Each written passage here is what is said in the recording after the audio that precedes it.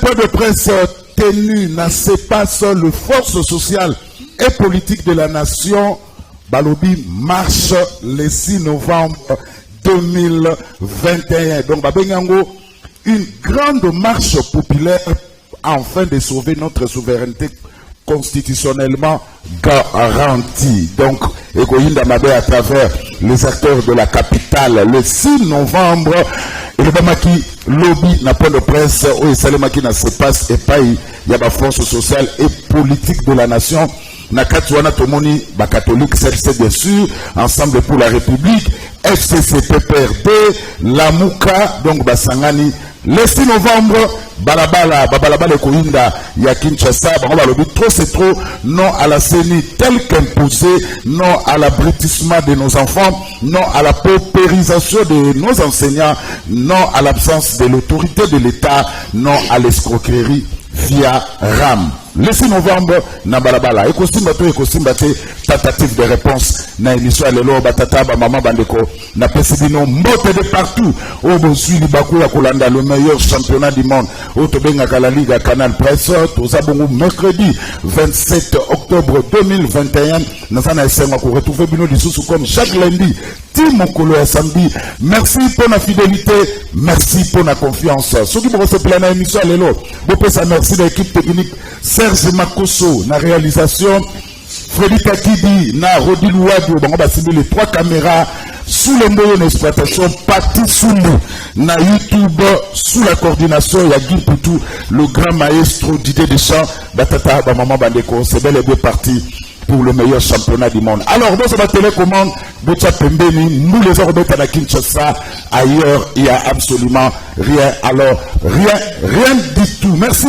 Rodi Louadio, au fond du Camp Nauna Barnabé, ou Nenetolobaka, mouillons les maillots, mais évitons de confondre vitesse et précipitation. Tout ce qu'on a analyse, tout ça, le débat contradictoire, pas de vie privée, celui Mouninga Zoloba, comment, tant qu'on reçoit parole, balayé. Toboyi muninga solo ba yozo loba yango moni ozo senga tokene na radio mais tokoleka na radio ndenge nini soki muninga solo ba yozo loba yoza na kata véhicule okoyoka bien te donc tous en moins discipline koto na pas de vie privée, pas d'attaque personnelle, tout ce qu'on a débat, tout ce qu'on a analyse sur les sujets oyo toponi lelo batata ba mama bandeko. Alors quelques informations à faire Kofi Olomide, ça se dit partout. Problème on est nini. J'ai essayé d'entrer en contact avec les chroniqueurs Yanizik, Joe Bangato, Isaac Maï, Tokina Bango Lobi Nabutu. En tout cas, Balobin de Rosulu tu repères ça la vraie information à la chroniqueur Yanizik qui suit un chroniqueur politico-sportif. Donc Balobin va repères ça la information. Qu'est-ce qui se passe à faire Kofi Olomide Togolandelango. Félix Antoine Tshilombo Tshisekedi en Israël, il a été déclaré docteur na honoris causa. Voilà, Félix Antoine a joué à Lati Soukan, ma PCA a joué à comme docteur honoris causa. Hein, maman Adiko. Yamote, hein? Bravo. Merci. Alors, il est toujours en Israël. Je crois que toujours après Israël, le président de la République sera à Glasgow, en Écosse, pour la réunion de la COP 26. Voilà quelques informations glanées par-ci par-là. Entre-temps, la Convention pour la République et la démocratie, CRD en sigle parti cher, Yamboso Kodiampoanga, et organisé un grand meeting après Kanka, après stade municipal, il y a Massina, Mboso Kodiampoanga, à l'assaut, il y a stade Vélodrome, il y a Kintambo, c'est dimanche 31 octobre 2021. Adhérents surtout, il y a parti CRD, il y a Mbosoko de Point à rendez-vous, c'est dimanche 31 octobre 2021 au stade Vélodrome Yakin Tambo. Mbosako la plein qu'on a pu éviter, à Salaki plein à Kaluka, à Salaki plein à Massina. Pour l'année la au dimanche, je crois qu'on aura des images par l'entremise à cellule la communication et l'Assemblée nationale. Merci, Blanchard Bikambi, nous message. Alors, bah écoutez, Maman Dorcas Adikoko, Azana Piso Awa, allié, il y a IDPS. Maman Dorcas, n'a pas si mbote. Mbote, et puis mbote, Union, c'est Baza Kolanda Biso Sikoyo. Et puis, Mbote, la coordonnateur Nabiso Laurent Batumon a dit et puis, on peut s'emboter déjà d'avance. Là-bas, Union Sobaroya le 13 novembre na siège na biso FPAU koya koyoka oyo nini to bombeli bango to yebisa bango sur tout ce qui se passe dans mboka na biso. Merci. Aristote Nari, ça fait longtemps qu'on a pas perdu. Nazali, merci. Mais il est déjà classé tombé. Nazali batté l'idée de ça. On va dire comme on a Dembélé. On a Barcelone, on a vu Castel. On se soka pamba pamba. Il a joué, on se soka pamba pamba. On a Ousmane Dembélé. T'es Nazali doyen à Canal Presse. Nazali vraiment doyen de Kozulio Yebi. Nazali doyen à Canal Presse. Il faut, bah, Nazali classer régulièrement. En tout cas, Nazali qui est au sein huis clos. Non, mais par exemple, Nazali est irréplaçable. Théorie, ma doctrine, ça dit qu'il respecte. En tout cas, on a mon amitié. Merci, merci na d'idée de changer la classe de temps à autre. Autant que doyen, Ndeko Zulu. L'air est très grave.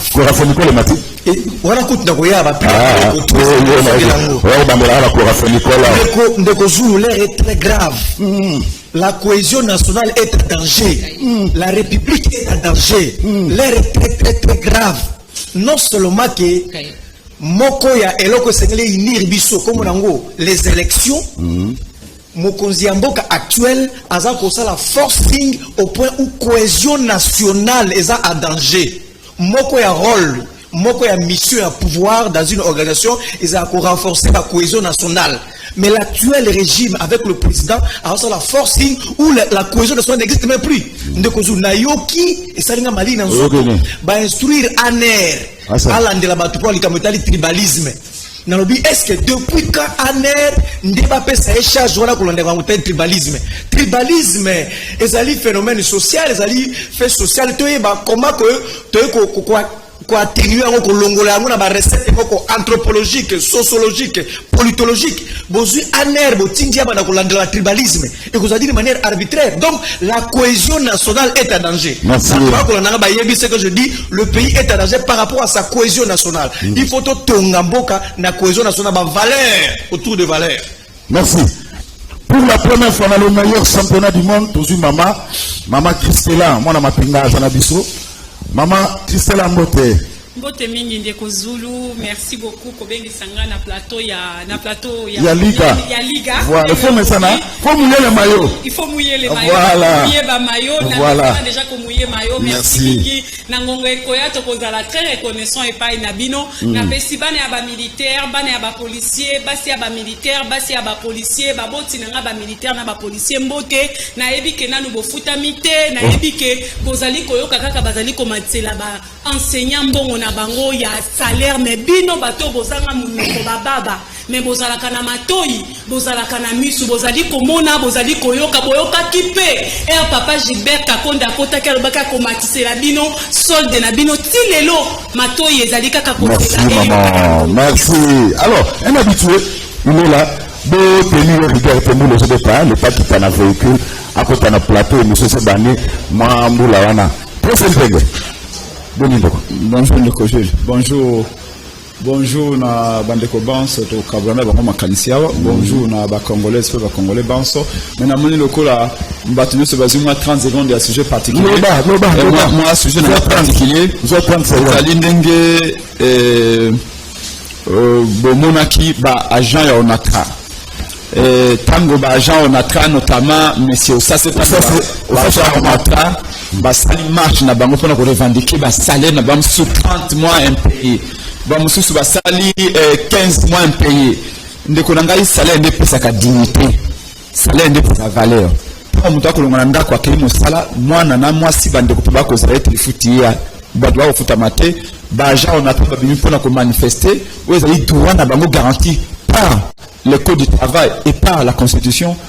Police eyeko beta batuloko la banyama deva onatra le lenge moko tomoni ba enseignant ba marché awa bazalaki intimidé tomona ki ba pompier Ndeko Zulu ba pompier pe ba ko marché ba pompier babi bazali 20 mois impayé ba véhicule incendie pompier incendie wana ça fait déjà 4 semaines ba ko tumba ba pine devant ni na bango boy bango ba manifester olandaki kuna na côté ya province orientale kuna Dabiuba bandeko oyo ba marché population marché contre Kibali pour un conflit à délimitation à zone d'exploitation à société minière wana Kibali le 22 zaki vendredi la semaine passée le 22 octobre police a bêti massa 7 morts.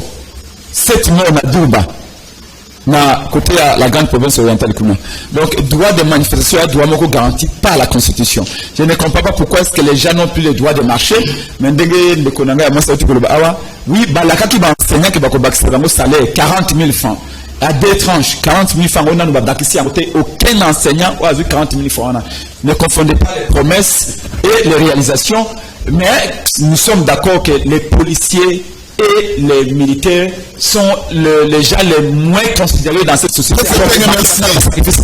Nous exigeons également que les militaires et les policiers soient payés surtout au salaire. Promesse à Kobaksate, mais au salaire pour ne sacrifier tout Basalaka, Bango Moko na Bota na Bango. Donc, les autres sont OK avec la gratuité comme on est tiré à la militaire, non, à la policier. Merci. Tout basement, il faut qu'il y ait une école privée. Donc, on ne peut pas sacrifier les militaires et sacrifier aussi les familles. C'est incorrect. C'est le pouvoir public qui doit prendre ses responsabilités. Amen. Merci. Alors, le décor étant planté, je là, Francis Kozo, la même chose depuis Luanda, aux autres, on a bien de Zulu, tout le monde a bien entendu que nous les sommes à la Kinshasa. Nous les sommes à la Kinshasa. Donc, à la somme, nous les sommes à la connexion, ça va un peu mon boulot. Donc, je là, Francisco depuis Luanda. Alors, les forces sociales et politiques de la nation au cours de la point de presse, lobby n'a pas annoncé pour le samedi 6 novembre 2021 une grande marche populaire afin de sauver la souveraineté constitutionnellement garantie. Nikonjoli, Azalaki n'a se passe, Serge Makoso, Monaco Central.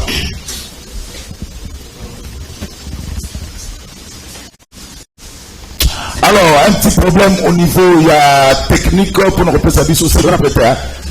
Voilà, tout est Serge Makoso. Na baye baza ko kamba biso na mboka ezali malamu te esalemi na ndenge elongo bani te mibeko elandemi na ndenge oyo ekomama te batiei seni oyo respecte mibeko ya mboka te bapesi biso taxe oyo tozofuta toyebi tina tozofutela te babengi yango ram pe mbongo yango epai ezokende toyebi te bana na biso moyen batanga lisusu na kimia ezali te po baenseignant na bango bazali réellement pris en charge na ndenge esengeli te mayema somaza koleka tomoni lokola peuple congolais atikali orphelin bandeko na biso oyo bazali na zone ya est nde eloko eza kobimisa biso mai na miso tongo pokwa mikolo nyonso toza kosenga yango basilisa koboma bandeko na biso bazali na est pasi oyo bitumba oyo toyebi tina na yango te toyebi mutu pe makolo na yango te esila nzala oyo ezali na espace centre ya mboka na biso esila bozomona bana na bamama na biso ya espace centre ya mboka na biso ndenge pasi ezali sans fra ya pamba po basomba liboke ya ndunda insécurité grandissante na ville ya Kinshasa pe ba ville nyonso ya minene l'état azali wapi bazali na palais du peuple kowela ba jeep tolobi na peuple congolais mobimba non ekoki kobanda date ya samedi le 6 novembre nalingi koloba poso oyo te kasi oyo tozobanda le 6 novembre 2021 action ya liboso lokola nanu esalema te na mboka oyo ekosalema na bokasi ya biso nyonso congolaise congolais laïque pe enseignant politicien mwana classe nyonso mukolo wana tokotelema elongo bo mutu moko tolakisa na mokili ke ezali te po tovandi kimia ke tozali zoba peuple congolais azali faible te peuple congolais azali pete te nde mukolo wana ya samedi le 6 novembre 2021 peuple congolais akosala démonstration ya yambo o mokili mobimba ekomono pe ekolobela libela libela totelema tata mama tosimba na maboko elongo tobimisa Congo na biso na bowumbu. Voilà. Alors, Aristote Ngavine, ne peut pas pour Ndeko Zulu, Nazako Lobango avec le sérieux humain le plus poussé. Nazako Talaba, histoire politique Yambo Cannabis, c'est rare. Au moins, le président de la République du Congo a isolé politiquement par d'autres acteurs comme Fachi a isolé pour l'instant. Sur le plan politique, le président Fachi a isolé. Et là, c'est extrêmement grave. Donc, Sanani non contre la dictature fasciste, à désarticuler la République, à changer la texte de la République, à imposer volonté. Donc, de retenir, depuis 1960, le président a isolé le Fachi. Il est isolé et par l'Église catholique. ECC, PPRD, FCC, la Mouka, ensemble, il devient danger pour la cohésion nationale. Il devient danger pour la République. Tout se mettre d'accord pour réduire capacité à nuisance dictatoriale. Ndeko Zulu, Kangelo Komoko. Fachi, ça pour la lignée à ma dictateur. Fachi a mis côté sa preuve à dictateur, c'est vrai. Mais il n'est pas plus dictateur que Mobutu. Nous avons connu dans ce pays, Mobutu maréchal. Il avait concentré tous les pouvoirs entre ses mains. Mobutu était vraiment ce school Mobutu. Mobutu a signé ordonnance pour convoquer conférence nationale souveraine. Mais Mobutu Alamukina Tongo a eu ordonnance à convoquer des conférences constitutionnelles. Ordonnance, le roi Fatia Saliao a eu ordonnance constitutionnelle. À l'obéir, Makamba conférence souveraine a aidé Angote à salir des conférences constitutionnelles. Batuma Koutana, basta la constitution Moussika, de migrer la 3e République. Encore une fois, le Kamosami Mobutu. Un bloc est créé derrière Bakamola. Bloc. Il y a l'Ibosso IDPS à l'époque, vrai IDPS. Il y a Etienne Sekedi à l'époque. Balabino, tu reconnaître Mobutu, tu es illégitime. Tu as PDC, il y a ILEO. Balobi d'ailleurs, nous sommes dans la conférence nationale souveraine. Ozu Iferi, Yangunza Kalbon. Balobi, nous Makamba, tu es bien goûté. Raison pour laquelle Bakera la vraie sens d'ango, union sacrée pour l'opposition. Et ça qui créé pour la côté les en effet ordonnance au Mobutu qui dictature et le histoire est que se répéter tala fachi to ko zela na consensus to ko zela na cohésion nationale to ko zela ba ko sala makambo po kibie ko tana mboka fachi azu ordonnance à investir denika di maozali élément perturbateur azali élément ko tia mobu na mboka du coup un bloc s'est créé le loyo il ne peut pas avancer parce qu'il est isolé sur le plan de la scène politique. Donc, ce que j'ai dit tout simplement, Bissonioso, tous à la derrière, bloc Azali Congolais, Pénal, Nimboka, Azana posé à démocratie quota. On a beaucoup payé dans cette république pour démocratie quota. On s'est beaucoup sacrifié pour prendre un individu, ou soit un président, ou soit une institution, aya apes ou yazo kanisa, à détourner ma texte Yamboka. Donc, face à la dictature, nous, PPRD, nous sommes d'accord dans la carte bloc de Téméliango. Et il va retirer. Mobutu avait signé l'ordonnance pour changer la conférence nationale souveraine à la conférence constitutionnelle. Bloc voilà et Zongisa Esima. Et nous disons au peuple, ensemble, Fati va retirer son ordonnance et Makamba Kosala Oyo et Denika Dima et Talibisote, et ça va toucher la cohésion nationale et la République est en danger. Ça ne nous concerne pas, Makamba. Denika Dima et Talibisote, mais il a été investi à la Cour constitutionnelle. Vous savez, Fati Azali, on l'aide pas, parce qu'on endourit chaque fois une erreur. Il est entouré de Barena. Na bato a collexé la réalité. Na lundi na télévision obi que non ma procédure a été respectée. Non monsieur le président, des renards vous ont fait un mauvais rapport. Rien n'a été respecté. Comment on a robota manaye. On va tout kotika nini, kotika PV. Il y a des violations. Constitution commission paritaire, il y a une violation. Makambutu, il y a qui des violations. Donc il faut dire ici face il y a dictature fasciste, on n'a pas un autre choix. Unissons-nous tous pour dire non à ce monsieur, président de la République, bien qu'il est, parce qu'il veut changer les règles du jeu. Merci. Maman Dorcas a dit Coco, cet isolement politique qui a bâti sur le plan intérieur, bien sûr, et ça danger pour la présidente de la République. Isolement ndenge bozo benga wana ndenge Aristote voilà ko kamwisa ngai pourquoi ça ko kamwisa ngai mutu a PPRD a vraiment avanda en son âme et conscience population congolaise nous sommes à Landaï na étrangère population étrangère parce que l'idée est que nous sommes tant que vous avez combo ya dictature na monoko ils ont sonné faux bon le banal le dictature bon ils ont sonné faux dictature Dieu est dictature na mboko au bout c'est une dictature oh bino bosalaki devant siège ya UDPS si batira ka biso ba soda wana na ba campement lokola bato ya Libye bisika président ya Libye azali kolala dictature yango wana tangu na te ya bino na PPRD réunion bokeno sa na CEPAS lobby okanise ko kai ko salama ozo benga dictature oyebi dictature bien ozo kosa na liboma mais comme ça vous fait plaisir ya ko baba mo mususu peut-être boloba ngo te lokata tango bozara kuna bozango lo baté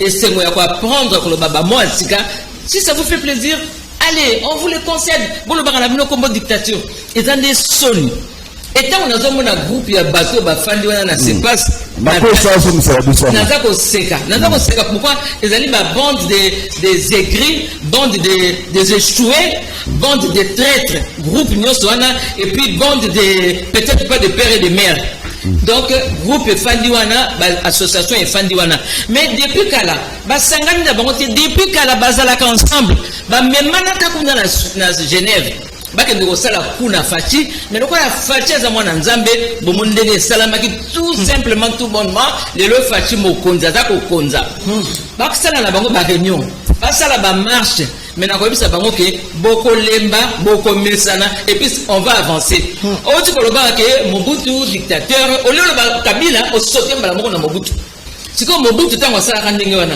il est resté encore combien de temps après banduku boko mesana eloko moko asikana mokilo ezali te boko mesana totambola tika koloba makambo akadima wana ke o azali boye na boye donc pour likambo etambola il faut qu'un groupe de jouer wana ya bino nde simba soki bino bolobi nde simba soki makambo normal ezali ezomona na président poisa boye ke ezali normal consensus esalami ambassadeur baboye communiquer l'ambassadeur ba regretter balobi comment c'est de comment consister langage politique pour ça la plaisir pour passer ba comprendre les cameroun bolingi c'est la dictature que vous imposez mususu baza kuna ensemble kutu azana na député mokote parce que tango makambo na kati ya groupe wana tango lié makambo omoni soki ami Monique azana ba ministre azana ba député pourquoi tu as que nos côtés na makambo wana alors bakaki allez venez mes gens mes oreilles allez venez on quitte cette histoire oui ça faut appliquer ça il va prendre une décision après consultation papa oyebiko ndenge na lobakawa mutu suka lingo mi boma akokamata mi bomi mbala moko boyeko constater que mutu na mi bomi mais mutu lingo mi boma zobenga na ko mi boma na 16h boye na ko mi boma mutu na maman Dorcas avant de pas Christelle maman Dorcas tu vas faillir Musitu oui faillir Musitu Rais Chinarambo na Katumbi bafandeli Fati Hussein esa Fati Rubika Senko na Senko seulement bazalaki na saba robe na bango bazalaki na bambongo babengaka ba journaliste ya monde entier bazanga pilelo Fati wana mutu apesi bango passeport kaka mutu apesi yo mutu akolongola balobi nzambe nde afandi so me mutu te parce que mutu atiyo mutu akoko botola yo oyo apesi ba continuer kama comme ni pas oh ça vous dit rien nul sans effet non avenant distraction distraction merci maman Christella maman Dorcas a dit likopa oyo pona bango sans effet et le comment te quand tu vois de gros poissons comme Failou Musitu Katumbi Raïs Chinarambo na ba catholique CLC Senko ba protestant Lucha ba mouvement citoyen ba sangele ni Fati ça pas sérieux quand même maman Christella avec une marche une grande marche populaire le 6 novembre 2021 vous avez appelé ça sérieux maman Christella na banzina nous soka moi mingi maman Dorcas discours ya maman Dorcas ozoyo kapenza ke bato PPRD bazalaka na pouvoir donc arrête bazo recopier le même méthode le même stratégie mais et non pas comme ezali ke baza ko espérer résultats différents non le même cause produisent le même effet ndenge balobaka na lopoto maman Dorcas lelo oboyi ba catholique lelo oboyi 5 ans nga accompagner ta bino na boyi nde bato ba mutu wana kende tula ba catholique bazali contre déjà bato wana bato contre na mama ba pesa ba téléphone na seba robe na koloba catholique c'est pas une personne là voilà maman Dorcas maman Christelle tala marobe ya batute ko bilongi ya batunde ba pesa biso déception ce que tozoki moniro ndeko Zulu alati ndenge kosa biso na vie tala lelo suite fin na yango tala lelo suite fin na yango bilongi ya batu na Moïse Katumbi uti kozala na union sacrée nazoloba yango awa je suis très désolé azaka na union sacrée mais na biti na combattre bino de l'intérieur c'est ça le problème je préfère encore les discours de l'honorable Kaita Dialobi que bima combattre biso de l'extérieur mutino so ba kozana biso te le problème c'est que moi je parlerai même pas des visages des gens parce que ce sont de personnes versatiles. Peuple congolais azali na malheur ya kozala na bateau que une fois lié gâteau abimisi manzaka nene toso mona lelo makambo ezali konani makambo nyonso to bango ba décriaki bazalaki na opposition ndezali kosala malelo bakomi na référence Kabila pasalaka yango mais bino bobandaki koluka pouvoir boyaki po corriger mabe ya Kabila to boyaki po bosala o Kabila asalaki me boluka résultat mosusu nalobaka yango nyonso na école to bandaki kotanga histoire ezalaki po toyeba les kaka na passé na présent to corriger pour to espérer futur malamu mais malheureusement la politique histoire ezanini tota la Kabila pasala kiango biso pe to kosala ngo mais to promettre peuple que biso soki to sala ngo ekopesa résultat mususu lokuta nazomona makambo ezali koya il faut to keba mingi tout le monde a aventure te Kabila azalaki na armée Kabila azalaki na la police Kabila azalaki na Kalev Kabila azalaki na Kayimbi mais ezalaki kikozong c'est la peuple bokonzi yango après tout ce qui s'était passé il était incapable de kolekisa Shadari tolanda mouvement oyoyo makambo ya Denis Kadima soko tali processus wana ndenge bandaki ti esuka ki ngai pe nazalaki étonné comme na président de la République alobi ke ba confession religieuse surtout banzima kiango Denis Kadima yemo kwa promis même que ba confession religieuse surtout banzima kiango entre temps to yebi eloko ni elekaki ba catholique na ba protestant ba boyi yango siko mi balega bango mi balega pona nini bonzima ki bango mi balega konta maman Dorcas bonzima ki bango mibale ba konza volonté ba konza na tango ya malonda pona nini bonzima ki bango mibale parce que ezalaki na intérêt na bino désolé nazako loba yango que nous sommes dans un pays où Moutazali capable de koloba 1 plus 1 égale à 3 suffit que yé azala merci malheureusement alors avant que le pas après ce penge ndeko sou yebisa maman Dorcas na makamwete le lendo yaka liboso ya chute Michel na Londres voilà le mutazo pas la mission en direct bonjour Michel alors après ce penge marche le 6 novembre 2021 une grande marche populaire pour faire pression na Fati Beto ce qui Fati qui dit noter parce que il y a pas mais ça na marche et le sou gagner le procès. Félix Azali ennemi na biso te Félix Azali congolais lokola biso na le bakango ndeko Zulu Congo ezali un héritage commun une propriété commune Congo ezali pe ya Zulu Congo ezali Prince Penge Congo ezali ya Madame Dorcas Congo ezali ya ndeko nanga mwasi azali ya nolboko na obosa mongo kombo Christelle abundaka mingi pona bilenge ya Congo ezali ya Félix ya Fayulu ya Bemba ya Batomsusu. Au nom de quoi Félix Alingui a imposé volonté à Union Sacrée. Volonté à Félix ezali ya peuple congolais te, volonté à Union Sacrée. Ezali ya Congo mobimba te. Madame Dorcas Maloba o ezako lobalelo. C'est exactement ce que Lambert Mende disait. C'est exactement ce que Shadari disait. Le Lambert Mende a comme remplir que nous colocons mosala moké et pas na Union Sacrée. Lambert Mende aloba le ciel ne tombera pas. Tongo kotana. Lambert Mende ba pesa même accord. Ba que ne kotanga bulletin de santé et tiens c'est dans na RTNC. C'est que la ko bela bo. C'est que dans sumo kono ba ko kala suko tambola te. Sous Lambert Mende tant azam ministre de la communication. Est-ce que vous vous rendez compte? Dignité ya mutu yete c'est que doit mulumba. Mais ba pesa ba kotanga na télévision RTNC sous Kabila. Ce qui vous allie bolingo côté ya ba congolais. Bosala makambo différemment na Kabila. Bosala makambo différemment na FCC. Mais malheureusement Kabila a commis référence absolue. Na pona appuyer makambo de konanga masa lobi awa. Na imitation à Kabila. Blaise Munizi Nakati ya seni balobi boy. Seni a 15 personnes. 6 personnes il y a majorité. 4 personnes il y a opposition. 5 personnes il y a société civile. Opposition est indi à ta motomoko. Mais tout là déjà na batu na ordonnance na ye partiel wana. A investi 12 personnes. 12 personnes si 15. Les 15. Mais opposition a 4. Mais opposition a trinité. Bino besoin une personne de plus wana besoin wapi. Balobo Blaise Munizi Martin Fayulu mutatindie. Oui. Attendez là. Omoni Sikamboke baby. Je vous rappelle que Blaise Munizi Azaraki élu na biso. Il y a dynamique de l'opposition. Nachango. Blaise Munizi Tango Félix Asali consultation.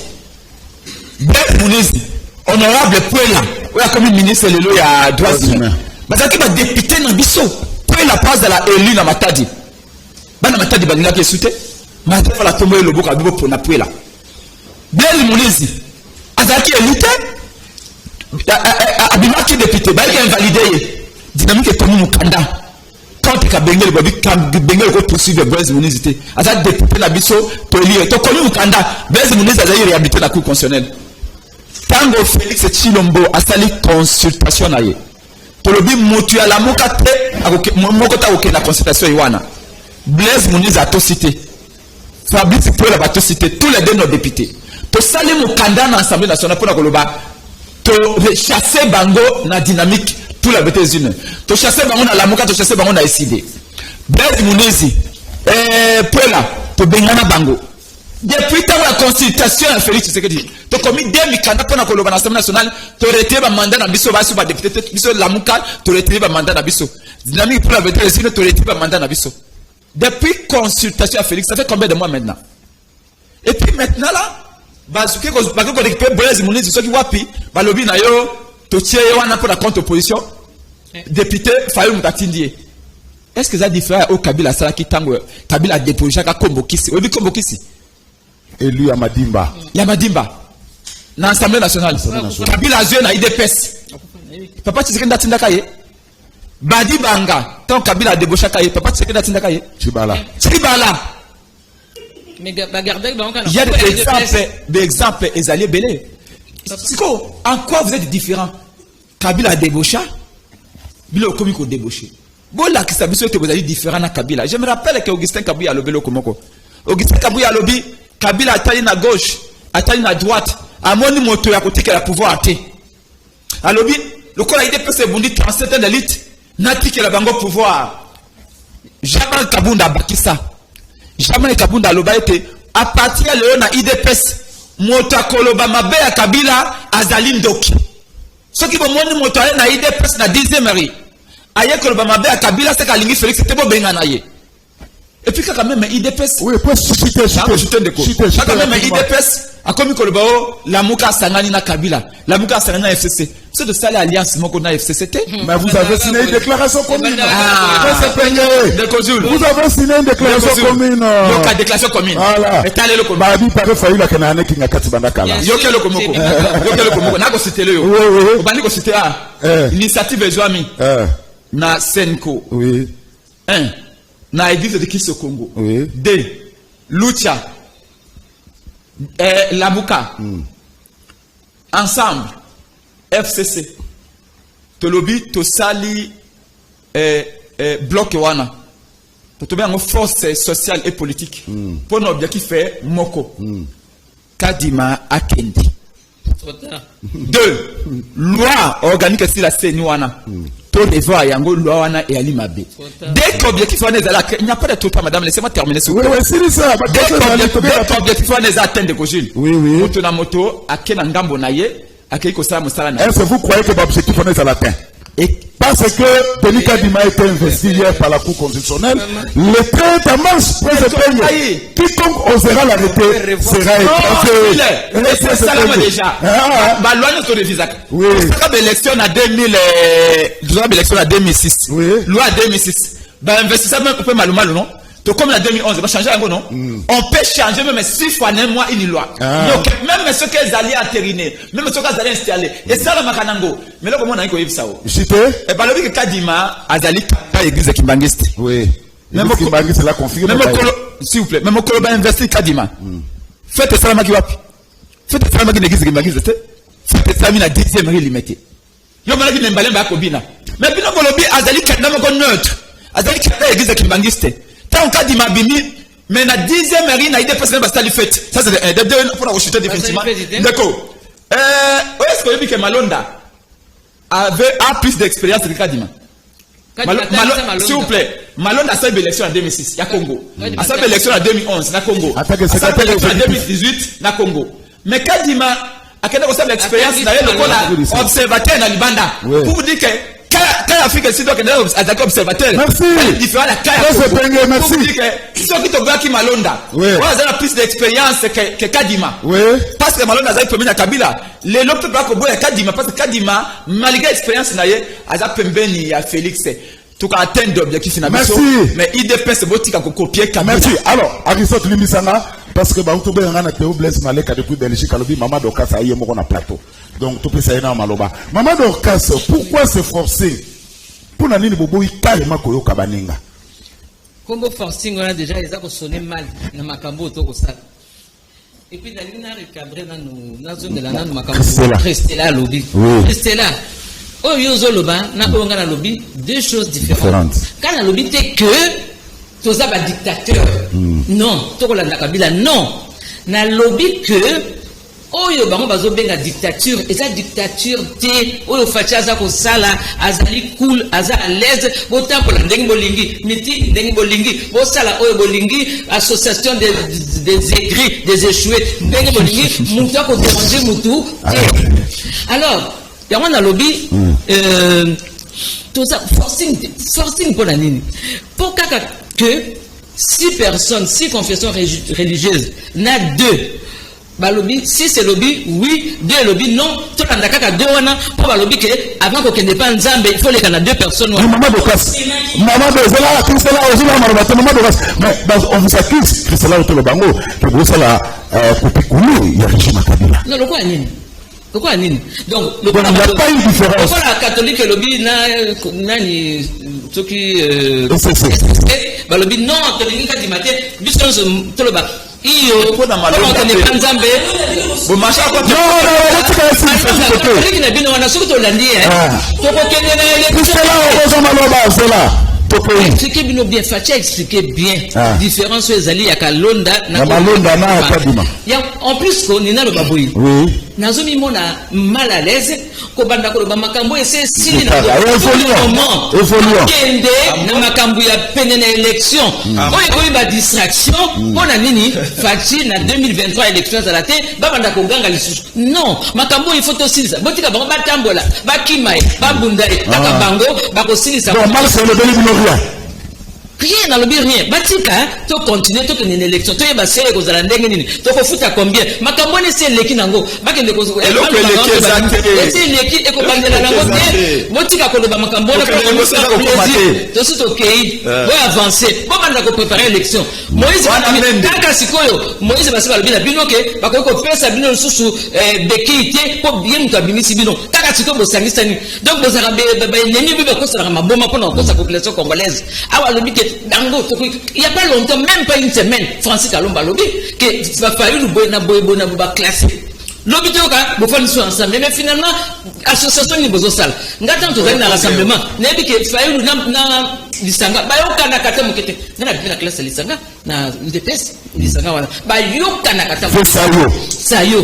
Na fayulu Moïse ba déclarer Nicolo yo donc association ba malfaiteur ba to ba yindana donc ba pona ba loka pona fachi mais ba ndima ba ko supporter 2023 zoya ba tene élection ça va makata ko gagner on tika ma ko pa bozo sala wana bon mi préparer pour une élection bon ya ba soso nous sommes en retard on ne vote pas na machine lobi boyo ko ba ba voter to ça to zaki président na kata ba bêtise wana donc avançons bo sala ba makambo bon, est-ce que vous croyez que Fatia concède dans la pression?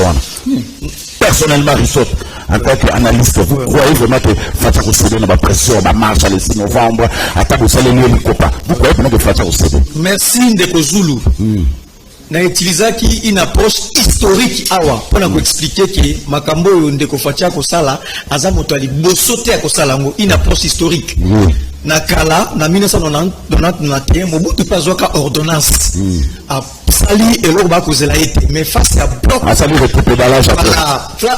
bloc ya opposition o abengi fort union sacrée pour l'opposition Mobutu azonga sima à chaque fois opposition et se mettent ensemble dans l'histoire politique à Congo va se mettre ensemble unis pour ko défendre le Congo va gagner toujours dans la histoire politique à Congo mais ça rabongo donc Fati n'a pas de choix bloc oyo na bi kota obimelate à moins que Raïs Akani côté ceux qui vraiment azaba stratège na zinga ba politicien pena ba stratège fa bende ba iseno mukozi ba to ndenge ba sangane o ifo keba donc ndenge ba sangane il est prêt ça va amefana na barabara dans ce temps opposition il est prêt ça le mon côté ça na monopole ya balabala nani wakina kula na balabala azali te kutoza na adresse d'ailleurs par ba voilà mudana monopole ya balabala za la kate ngazo mona na kolongola veste le 6 na ulata pena polo na okita na kotambola penda le 6 novembre na au marché donc et ça monopole mutu te mama lo comment faut ba pena zo comprendre te ta do ba dictature Fati zo comprendre te ta do ba dictature et l'action dictature et l'action tout simplement concentration à pouvoir entre les mains d'une seule personne. Tant on m'a dit qu'il faut respecter la séparation de pouvoir. Tant on m'a dit qu'il faut que le texte et ça la té. À l'ingénieur, ma volonté n'est pas ambition personnelle, ma calcul personnel et zoïstika mais non mais ambition à ce que la kimboso comme ma confession religieuse ça dit qu'il doit continuer ma définition de dictature yangwana c'est la concentration du pouvoir entre les mains d'une seule personne ndeko mokozamboka na libanda ça l'interview à lobby j'instruis au parlement basala mbangu na makambo mboso instruire c'est abati j'instruis je me suis posé la question est-ce que tu es instruire moi ngaso qui conseille il faut pas recommander retirer instruire tiens recommander il y a j'instruis en mboso. Non, mais s'il vous plaît, il y a la séparation de pouvoir. Donc, au fond, il y a la concentration de pouvoir entre les mains d'une seule personne. En violation à la loi portant organisation et fonctionnement coup constitutionnel. Donc, cette volonté-là, il y a concentrer pouvoir. Ça, c'est la dictature. On a beaucoup payé pour ça. Contre dictature et puis ça qui besoin en alliance en alliance tout ça na ba de quoi il faut un moment et les élèves commis balai na pratique politique même la science politique et guidara batu basa alliance et là quand il y a nécessité il y a même balai ali intérêt est-ce qu'il y a nécessité tout coûte na bande oui il y a nécessité j'ai urgence la cohésion est en danger il y a un monsieur qui veut imposer sa dictature donc il y avait nécessité tout coûte ça c'est très bien de noter en et de deux intérêt oui il y a intérêt parce que la cohésion nationale est en danger il y a l'intérêt à peuple va coûter ensemble tout sangala pour sauver la cohésion nationale voilà des éléments majeurs mais à cause là il faut aller merci face il y a bilan bango zali chaotique Congo na niveau il y a école primaire tous a gana 7750 enseignants na 7750 enseignants plus de 1055 enseignants bazaka non payés soit 14% na niveau école primaire donc na niveau école secondaire tu as 6781 enseignants plus de 2036 bazali non payés au sali au Kalixali 34% na kao ba bénédiction comme enseignement bana ba kobi ko négocier même l'Assemblée nationale donc il y a lié de sauver la République face à Dikambo donc tout Congolais ozali penda et plus de bonne volonté na molimo mboka je suis content na maman Zaliawa à travers elle a sensibilisé peu bato ba mas la soda nyoso bazana biso ba ya basema soda ba non c'est comme l'opposition oh là là sensibiliser politique c'est la soda politique la soda ba ya c'est grave merci pour ce premier quelque part on m'a dit nazo les place mobo je compte écouter avec nous na mosengo tango zo zabana ngape na zo zabana na classe la patin c'est ça mais comment expliquer Faïla que ça n'a Kabila Faïla Ganga a l'oba 62% na ye, ce qui va y baquer en haut, Kabila pas participé pour bailler na 62%. Comment que ça n'a Kabila? De deux, bah tu n'as pas dit de Rosulu. Mon m'a presse peigne, tu n'as pas se peigne. Awa Bassamani, nana Okumba la siko ma solo, Yawana. Et quand ça va Kabila on a failli diviser, Moïse on a failli diviser, et on les gagne nini. Merci de votre très facile à Kitoko Makas. D'ailleurs, au Tindaki équipe le meilleur championnat du monde. Canal Press. Bazaki lobby non? Non, c'est pas. Ba réunion ça ko sala mana bâtiment ya église catholique. Eza na église c'est tout ça ba réunion. Ba journaliste no ba kende ki lobby ba mona ki nana kambaki réunion. Ezali Simko na SSC ne ba kambaki réunion lobby. Déclaration de Samuel Panan. Ezali président ya ba laïque catholique. Na lobby o likamo de Sami to sala alliance mo tena Kabila. Ezali que loko to saka na IDPS na 2017. To saka na kanan biso dynamique de l'opposition. IDPS na CLC ya kini balaïque catholique. To sanga kana bango pour ani. Pour na ko sa plateforme politique. Non. Pour na ko sa plateforme électorale. Non. To sanga kana CLC na 2017 pour to bloquer Kabila à ça la glissmate à toucher ba élection té. Tant qu'en termes d'objectif wana banganza ba côté ya biso to ngoli politique. Bongo tendo saka na 2017. To bimaka na nzela basango omonaka basango baza candidat non soki otuni ba cameraman no bazaki lo bibimage yango iwana tozali CLC wati kotangela bino bangwa tozali KCC toana milapo ya église de Christ au Congo toali na Lucha tozali na Asha tozali na les décideurs na ba ONG ya droit de l'homme ebele. FCC ko bakisama. Moi j'ai posé la question. Na basango. Mais biso to ye awa, biso la muka. Tokuti awa bino basango. Tokuti ba pasteur ya église CC. Tokuti ensemble ya Moïse Katumbi. Tokuti Lucha, tokuti Achape na ba mususu wana. CLC. Siko to muna FCC awa. Sango alobi na ngai presse penge awa ezali ecclesia, awa ezali église. Yoso ko kei na église. Pasteur a côté ya. Otala na gauche na oboye omoni mbanda na yo. Bo kende ko sa pasteur kata matea na nyimbanda bima ngani na zo matea ka matea. To kende ko sa basango to libo. Lokola biso la muka to ye awa to moni FC azali awa avato vato sa ba marche na bino basango esengeli FC sakenda. Et puis le comment to lobaki.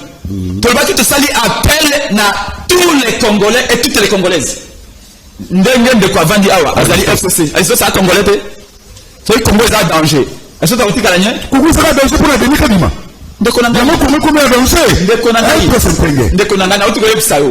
Tango Denis Kadima boloba azali candidat église de Kimbangiste. Babimisi église Kimbangiste spiritualité mais il dépasse sa fête. D'ailleurs obiba milita il dépasse la boloba nini? Babi Kadima sa bombeli biso de 220 députés assurent. Alors nous avec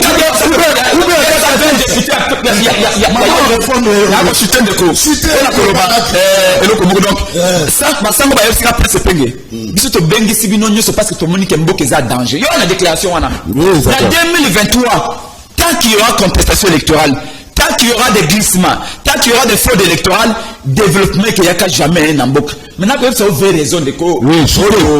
Oyo Félix Anome Kadima. Félix Anome Kadima pour la élection, c'est une révélation. Ah, mais pour l'année. Félix Anome a imposé Kadima pour un glissement. Vous voyez pourquoi? Félix ne peut pas faire les élections. Ils ont décogé les résumés aux journalistes depuis de 20 ans. Mon colon, il y a le ministre de la Finance. Vous croyez que le ministre de la Finance a fait bêta mon kananga le balang? Pour aller dans le sombong. Yo tu viens me tourner. Na tourner ko ni ko jeunesse ya mayele otunye motuna. Ministre de la Finance a le bagana ba chiffre. Asala ka akomaka livre moko littéraire te. Ministre de la Finance azana chiffre na mutu. Ministre de la Finance autour na 3e année. Il y a une ligne budgétaire réservée na CNI chaque année faut que tu ambongo. Botie mosoloboni. Alors bonbon gezali. Non, ministre de la Finance a répondre à l'indemnité. Ministre vous dit, les statistiques ont été inventées pour donner une proportion. Ministre de la Finance pour le babo. La première année, on avait déjà mis 40 millions de dollars. Ne serait-ce que pour une après 3 ans, ministre de la Finance a un chiffre de mon côté. Ça veut dire qu'il n'y a pas d'argent. C'est la première raison. Donc, Félix, on peut pas y glissement parce que le bilan est à l'imabé. Donc, Jules, les leçons de Félix a accueilli na Nord Kivu. Pour la combattre campagne. Soit accueilli na Ituri. Il y a tango akobanda koloba akobisa bango nini bo votenga ipo na tikibino ba massacre bino et pas de piège na yeste de 980 morts akoloba nini na bana ya no qui c'est qui pouvoir voter lelo Félix a institué RAM jamais Kabunda lobby RAM ezali copie à Félix a institué RAM 266 millions de dollars ezangaité observatoire des dépenses publiques 266 millions de dollars volés aux Congolais to yebisa alengeti mais alengeti kende ko kende siram alengeti abiso ki na kete siram ba ko bengana ngana musa. Non, je lui ai posé la question. Alengeti a dit comme l'Assemblée nationale s'est saisie du dossier, il m'a répondu. Il m'a répondu comme ça. Voilà. Totalement faux. Pour vous dire, oui, c'est Kamboya, Obi était Longondo. Oui, alors était Longondo, il y a je cause dans cité. Oui, c'est alors était Longondo, il était Nyambongo. Assemblée nationale c'est qui banquette non? C'est Longondo. Mais comment dire Alengeti c'est l'affaire d'être Longondo? Ce qui a le dit que non, ce l'Assemblée nationale a un dossier, il y a Alengeti à quoi enquêter. Mais de certains Longondo, Babandaki pour enquêter de l'Assemblée nationale pour Makambambongo et la coronavirus. C'est faux. D'ailleurs, au Monaki, observatoire des dépenses publiques au DEP, a lobby que Félix fasse sanctionner Alengeti. Parce qu'Alengeti couvre ma détournement, n'engambe à Félix. Félix a peur des élections parce que le bilan est négatif. Merci. Les militaires ne sont pas payés, des grèves partout. Il sait qu'à cause de la facture acoustique. Alors, à cause de parler glissement, donc pour la biso, il n'y aura ni glissement ni fraude. Il y a un de salut bloc pour Anna. Capona pour dépolitiser. Merci. Pour le dépolitiser, c'est l'église qui est de côté. Vous êtes de l'homme politique.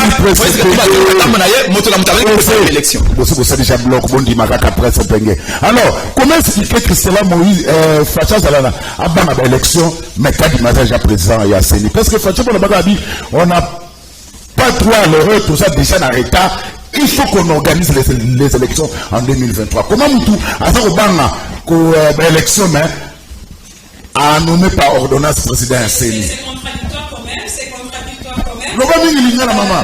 Émission de la ligne, hein? Oui. On a plateau où tu as une position. Voilà. Où tu as opposition pour le bas. Attends, des fois, évidence, à la volonté, n'a pas monté ça. Voilà. Nous devons pouvoir en place. Il y a un monde dans la communauté des années pour que les trains les lots, et on attend que les lots n'attendent, on attend les lettres, il y a la communauté internationale. Natangi lettre ya communauté internationale na lobby que Massoua Ekei Massoua ici est Tamboli Banterine Kadima le train est en marche maman le train est en marche on sera arrêté sera écrasé déjà dans les communautés internationales et lobby que bazana regret mais batiki était makambo et ko continuer élection et ça la respecter consensus et ça la lobby loko mon lobby loko ni la continuité, c'est ça le problème. Ce qui est vrai que la communauté internationale. Non, comment continuer?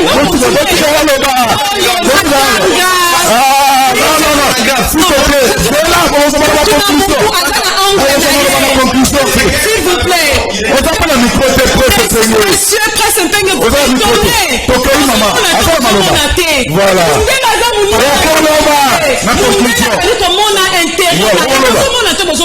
Voilà.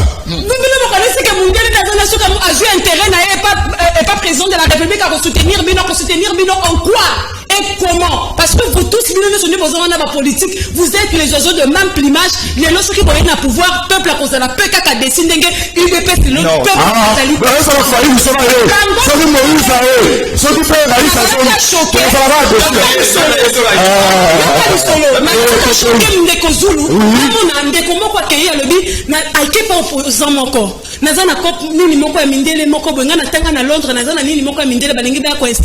Banque agricole, banque à crédit agricole. Yoko opposant le lobby. Félix Nanité, bilan à la malamouté. C'est là qu'il y a un pouvoir. Est-ce qu'on a toutes les questions? A pouvoir tenir que le peuple a l'obélaka. À cause de bénéfice, moi je ne suis pas pour le politique. Je ne parle pas pour le politique. Et ça bateau basali bazana kata bloc wana. Au contraire, bloc wana aujourd'hui, ce qui fait la force de Tshisekedi déjà que bloc wana ezali na kati na ngo bateau yo peuple aina ki lobby. Le peuple nanu azongi si confiance c'est pas inabangote bien que balobi ke muta koki ko bongwana to ko lobate ke mutu soka bandaka mabe akosika akokontinue kaka na mabe muta bon faïla sana na bato peuple alimaka akoki ko bongwana muta ko tuna ko bongwana mais le problème est que le peuple aza ko mitu na question pona nini peuple telemaka ebelete pona makamba ya Tshisekedi na ya Fayulu parce que peuple linga ki ba changer elongi mais malheureusement le bato ba simba ki opposition 37 ans ba pesi peuple déception de même que na bato ba na kati opposition tout ce qu'ils cherchent ezali ba intérêt na bango les intérêts personnels ceux qui ba ye to moni ndeko munani ndeko Moïse Katumbi awa waboka ki makambo Augustin Kabuya lobaki alongwe parce que baboyi ko pesa ye place ya premier vice-président. Où est l'intérêt du peuple? Où est l'intérêt du peuple? Merci Nicolas. Merci.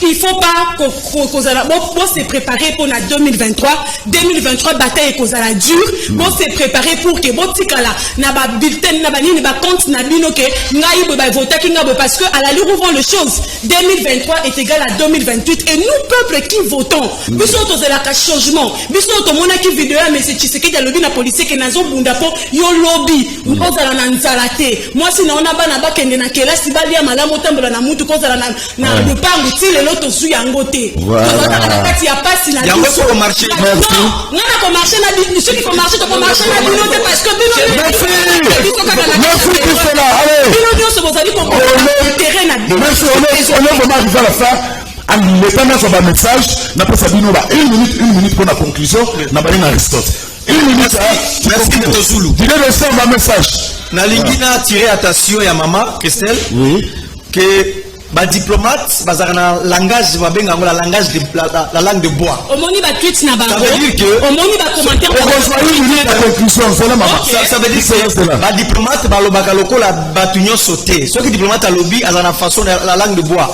balobaka bandenge moko boy il faut la initier il faut la avertir pour comprendre que awa diplomate a sepeli awa ndimité d'ailleurs ça va étudiant un diplomate ne dit jamais oui il ne dit jamais non azalaka boy derrière ses intérêts je dois il va combien yokalo bakomi boy so ozana sur la communiquer wana tant on a troisième paragraphe bakomi boy s'agissant de la désignation de l'ensemble des membres de la CENI il note à regret que les parties prenantes ne sont pas parvenues au consensus qui constitue un élément important pour renforcer la confiance à l'égard du processus électoral à venir.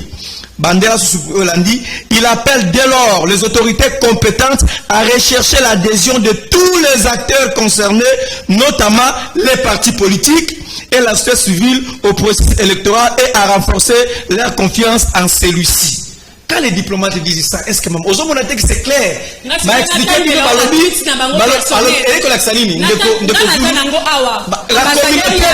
communauté internationale, les ambassadeurs, bazali contre le fait que Mathieu Denis Kadima, parce que ce n'est pas le fruit de processus. C'est la laine de bois. Il n'est pas donné à tout le monde de comprendre ce message. Merci. C'est côté. Une minute conclusion. Merci sana maman de question présenté. Une minute na conclusion. Baloba suka wana. Soki otali message. En dehors ya nini na bango na Twitter kende na Twitter ndeko. Yo s'il te plaît. Yango communiquer. Jean-Marc Chantier yoka. Déclaration conjointe de partenaires internationaux de la RDC sur la nouvelle CENI. Bango les gens baza ko reconnaître une nouvelle CENI.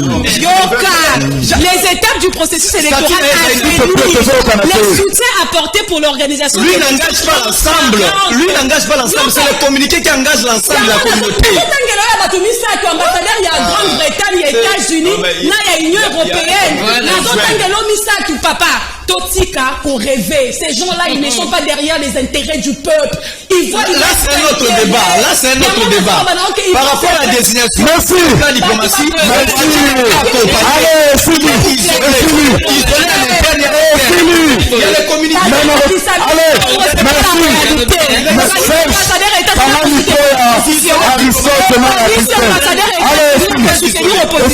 Maman Dorcas, une minute à conclusion. Conclusion, rapidement. Population congolaise nyonso. Oui. Balenga kate, babanga kate, tant bazako lobaki to komi contre église catholique. Non. Toza contre Saint-Cholet, na Saint-Ambongo, oyo bazaki na ba smartphone 40 000. Totambola ki na bango ya solo croyant que tozali na même état d'esprit. Kumbe bazalaki na état d'âme mosusu bazalaki na smartphone na suka nde toyokoyeba ke tozali kotambola na bato oyo bazalaki ya biso te bango baza na candidat na bango lokola candidat na bango makambo nde eza kotepatepa yango balingi te bazosala kaka mpo candidat na bango abima nalingi naloba na prince epengeke fete esalamaki na permanence ya UDPS te pardon mais par contre nazobenga population baya lelo na journée politique pour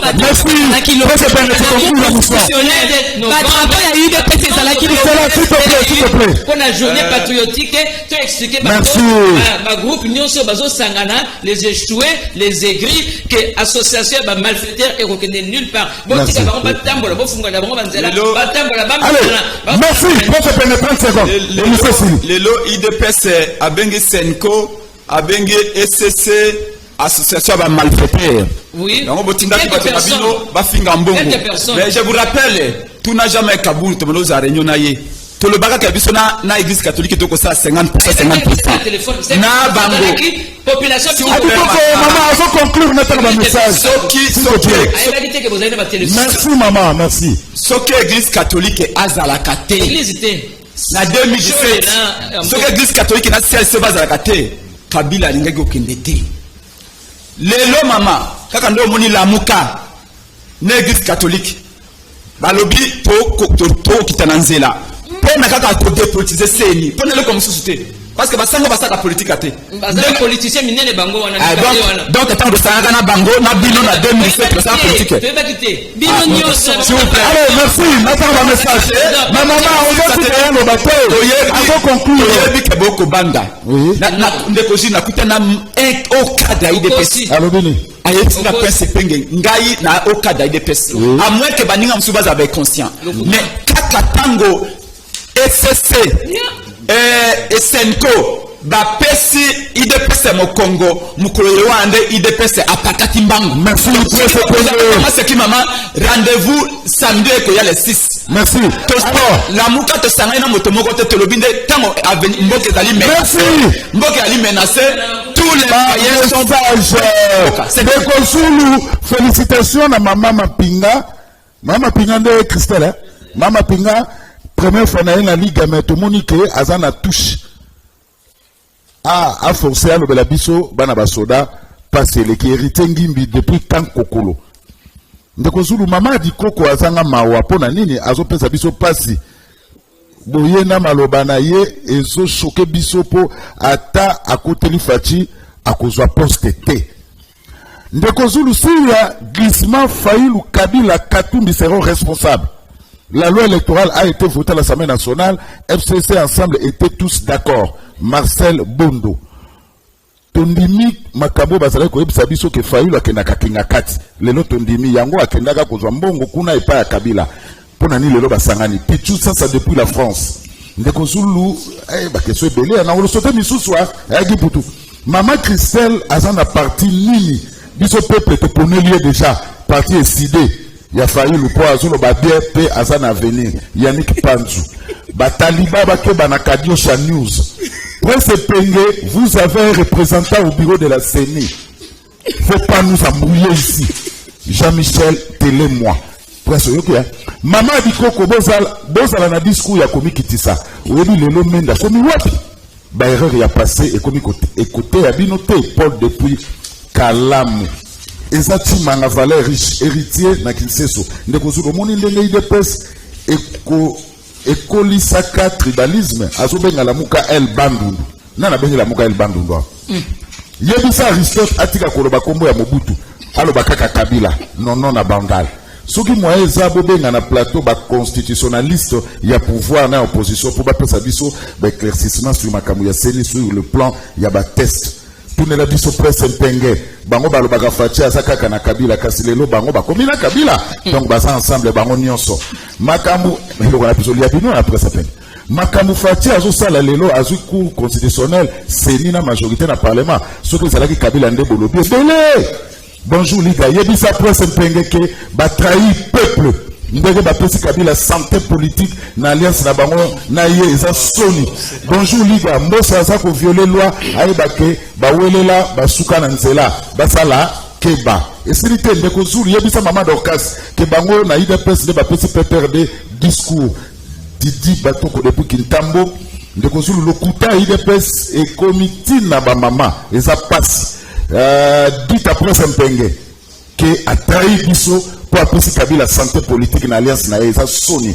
Salut PPRD, et ça toli à repérer ça RAM égale escroquerie, IGF et ça wapi. Merci Maman Dorcas, merci. Merci. Merci pour Sempenge.